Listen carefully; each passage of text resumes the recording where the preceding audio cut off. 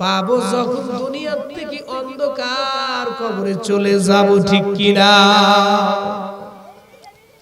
তো ওই সম্মানের আশা নিয়ে চুপ করে ভাই, আজকে দুনিয়া দুনিয়া করতে করতে আমার হায়াতের জীবন শেষ।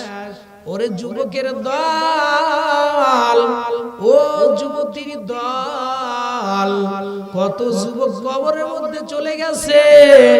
প্রত্যেক দিন যুবকের লাশের খবর পাওয়া যাচ্ছে। পত্র পত্রিকায় দেখো, এরকম ভাবে ফেসবুকের মধ্যে তোমরা দৈনন্দিন নিউজ পাইতেছ, ইউটিউব চ্যানেলের মধ্যে খবর আসতেছে অমুক জায়গায় দুর্ঘটনা হইয়া কিছু সংখ্যক যুবক আল্লাহর রাস্তায় চলে গেছে। হয় কি হয় না? খবর আসতেছে কি আসতে না? প্রত্যেক দিন আপনারা খবরের নিউজ পাইতেছেন, ফেসবুকের মধ্যে ইন্টারনেটের মাধ্যমে আপনারা সব সময় খবর পাইতেছেন যে অমুক জায়গায় যুবকের দল গাড়ি অ্যাক্সিডেন্ট হয়ে দুনিয়া থেকে চলে গেছে।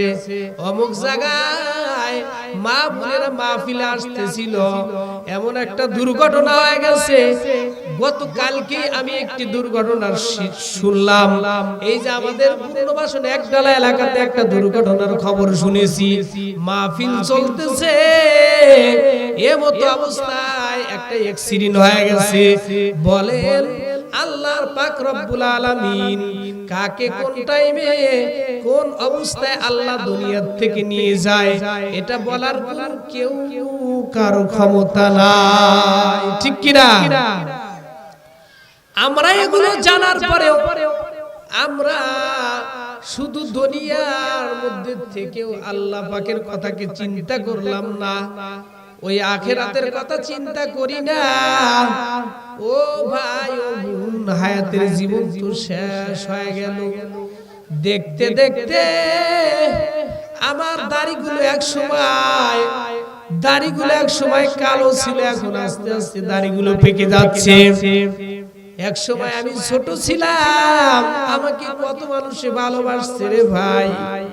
এখন আমি আস্তে আস্তে বড় হইতেছি, মানুষ আমার থেকে দূরে চলে যাইতেছে, ঠিক কিনা? মানুষ যখন বয়স্ক হয়ে যায়, এই এলাকার ভিতরে যে সমস্ত মানুষগুলো বয়স্ক হয়ে গেছে, যুবক ছেলে পেলেগুলো সেই সমস্ত মানুষগুলোদেরকে দেখতে পারে না, কয় যে এটা ড্যামেজ হয়ে গেছে, এটা ডেড ফেল হয়ে গেছে, ঠিক কিনা? এরকম বলে কি বলে না? কয় আজকালকার যুবতী মেয়েরাও কয় যে সমস্ত যুবকরা দাড়ি রাখছে এদের দেখলে কয় বুড়া হয়ে গেছে, ঠিক কিনা? অথচ নবীর সুন্নতের যে কত দাম তুমি মৃত্যুর পরে বুঝবা। যেদিন অন্ধকার কবরে তোমাকে আমাকে নবীর নামে রেখে আসবে, ওই দিন বুঝতে পারবা নবীর মর্যাদা কত। আজকে যেই নবী দুনিয়ার মধ্যে এত কষ্ট করে গেছে, যেই নবীর জন্য আমরা দুনিয়ায় এত বিশাল আসমান পেয়েছি, জমিন পেয়েছি, যেই নবী দুনিয়ায় না আসলে আল্লাহ পাক রব্বুল আলামিন দুনিয়ায় কিছুই সৃষ্টি করতেন না, সেই নবীকে আমরা কেন মানি না?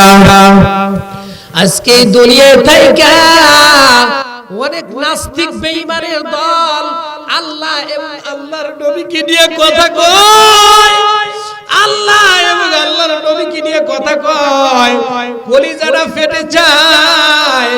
আবার অনেক নাস্তিকের দল আছে সাহাবীদেরকে নিয়ে কথা বলে, আবার অনেক নাস্তিকের দল আছে আল্লাহর নবীদেরকে নিয়ে কথা বলে।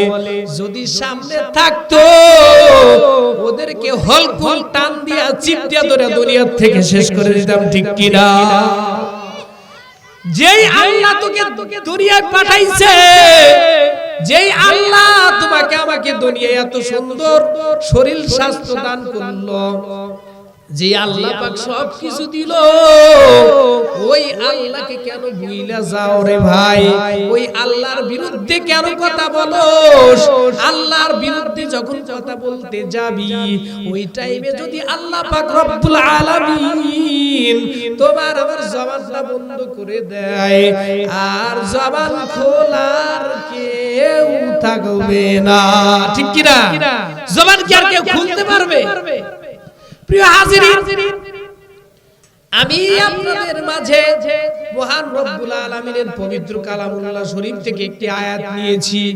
আল্লাহ রব্বুল আলামিন এই আয়াতের মধ্যে এই কথাটাই বলতেছেন, ইয়া আইয়ুহাল্লাযীনা আমানুত্তাকুল্লাহা হাক্কা তুকাতিহি, হে ঈমানদারগণ তোমরা আল্লাহ রব্বুল আলামিনকে ভয় করো। আজকে যদি আল্লাহর ভয় আমাদের মধ্যে থাকতো, দুনিয়ার মধ্যে আমরা গীবত শিকায়েত করতে পারতাম না, ঠিক কিনা? আল্লাহর ভয় ছিল সাহাবায়ে কেরামের ভিতরে, আল্লাহর ভয় ছিল নবীদের ভিতরে। দেখেন তারা আল্লাহ রাব্বুল আলামিনকে কত ভয় করেছেন। আজকে তো আমরা আল্লাহকে ভয় পাই না, ঠিক কিনা?